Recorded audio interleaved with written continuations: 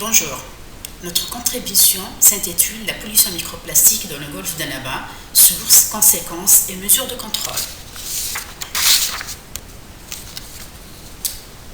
La production mondiale du plastique est estimée à 400 millions de tonnes par an, dont 8 à 10 tonnes finissent en mer. Aujourd'hui, il y a plus de 150 millions de tonnes dans les océans du monde. S'il n'y a pas une production rationnelle, le plastique sera égal au nombre de poissons en mer en 2050. Dans les profondeurs de ce dernier, les particules de plastique sont similaires à ce que mangent les organismes marins et elles deviennent leur nourriture. Environ 700 espèces marines étaient menacées par ces déchets, oiseaux, poissons, etc. Tout d'abord, on doit savoir qu'est-ce qu'un microplastique. Les MP sont des particules de 5 mm à 1 micromètre qui sont le résultat d'une fragmentation des macroplastiques. En plus d'être définis par leur taille, ils se caractérisent par leur forme et couleur. Les formes attribuées aux MP au cours du processus de reconnaissance entrent généralement dans les quatre catégories suivantes: GTP pellet, fibre, fragment.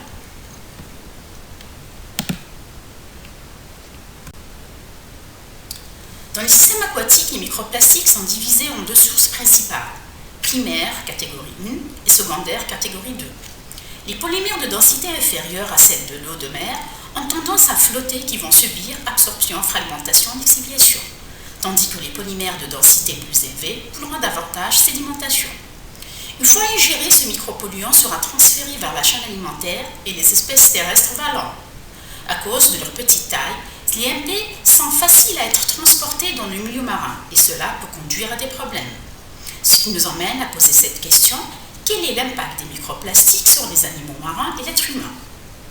Tout d'abord, des études récentes ont montré que les MP peuvent provoquer des entraves et étouffements mortels pour la vie marine ou bien altérer les fonctions physiologiques comme la nutrition, la respiration et la reproduction, la structuration des immunités et le fonctionnement d'écosystèmes, ainsi que les paramètres cellulaires et moléculaires. Et enfin, ils peuvent être aussi des conducteurs de la transmission de substances chimiques. L'introduction de plastique dans la cellule aurait pour conséquence la création des roses, espèces radicalaires, de l'oxygène, ainsi que la dégradation de l'ADN. À l'échelle cellulaire, les conséquences peuvent être la mort de la cellule, une réaction inflammatoire, la phagocytose ou l'endocytose.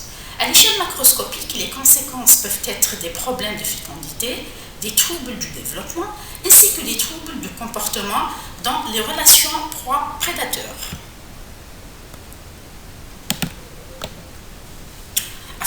Afin de répondre à ces questions, deux objectifs sont définis. Évaluer la prévalence et la répartition spatiale des déchets plastiques après un échantillonnage réalisé au niveau des 4 sites côtiers du golfe d'Annaba. Et le deuxième, mettre en évidence l'ingestion des microplastiques par un bioindicateur marin qui est la crevette, ayant un intérêt commercial et nutritif important, pêché dans le golfe d'Annaba, et déterminer leur degré de contamination. Pour maintenir les méthodes, le site choisi est le golfe d'Annaba. Il occupe un large plateau continental de la mer Méditerranée en prenant une place touristique et économique importante sur la côte est, limitée à l'est par Cap Rosa jusqu'au Cap de Garde à l'ouest.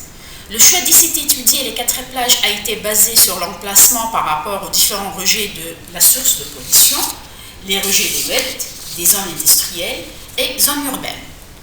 Les plages sont Ain Achir, Zermor, Sebous et El Battar.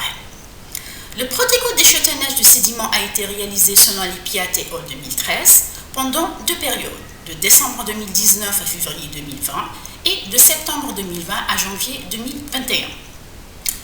Donc, 20 mètres de la section de 100 mètres a été analysé pour les débris.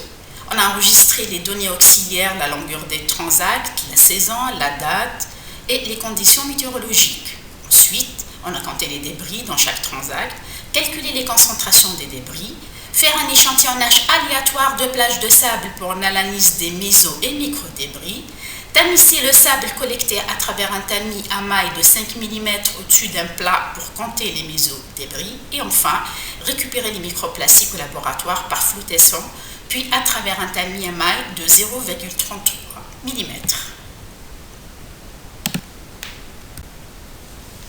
Afin de répondre au deuxième objectif, on a opté pour les crevettes parce qu'elles sont largement considérées comme de bons indicateurs de la contamination du milieu marin. dans lequel elles vivent. En plus de leur riche valeur nutritive, ce que les rend très prises par le consommateur, donc 2 espèces différentes ont été choisies qui sont présentes au niveau du golfe d'Annaba, la crevette matsagoun qui vit dans les eaux peu profondes et la crevette gambon rouge qui vit dans les profondeurs. L'échantillonnage s'est fait entre janvier et mars 2021. Une fois au laboratoire, les échantillons ont été desséqués, le tractus gastro-intestinal est prélevé pour mettre en évidence l'ingestion et quantifier les microplastiques. Les TGE ont subi une digestion au peroxyde d'hydrogène afin de digérer la matière organique, une sédimentation à une solution saline à NaCl pour séparer les MP du liquide dissous du tissu mou par flottation. Ensuite, une filtration à travers un tamion-acier inoxydable à 0,33 mm. Finalement, les résidus obtenus ont été quantifiés. Pour les résultats, on commence par la quantification des débris plastiques dans le sédiment.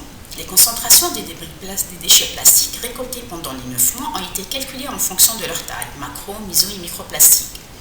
Pendant les 3 saisons, on a constaté une contamination macro, méso et même microplastique pour les 4 plages, avec des différences intra- et intersites en fonction de certains facteurs tels que les activités touristiques, la densité de la population et la proximité d'un cours d'eau ou du port.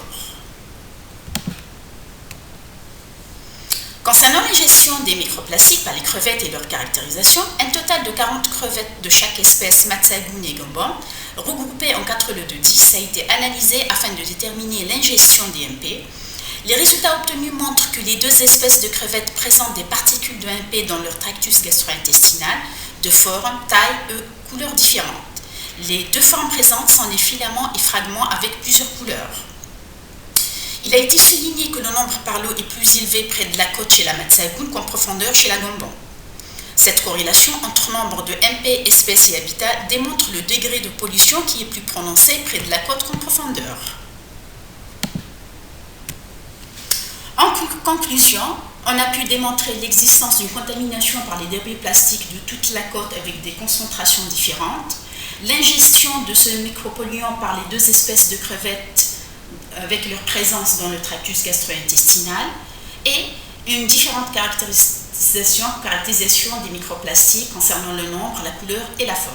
Et enfin, on peut dire que les fruits de mer pourraient être une source importante de micropolluants, microplastiques chez les humains. Enfin, pour faire face à ce fléau, on suggère quelques mesures de contrôle à prendre en considération. Adopter des lois et politiques fortes en vue de contrôler l'utilisation excessive de plastique, établir un système de collecte des déchets, établir des politiques fortes dans les pays en développement, interdiction de l'utilisation des sacs et des bouteilles en plastique, amende sur l'utilisation de plastique, interdire totalement les microbilles dans les cosmétiques et d'autres produits de soins, réglementer les pratiques des industries et des entreprises pour éviter l'utilisation de plastique persistant et toxiques, et enfin réaliser des recherches spécifiques pour innover et permettre à la société de s'affranchir des déchets plastiques. Enfin, je vous remercie pour votre attention.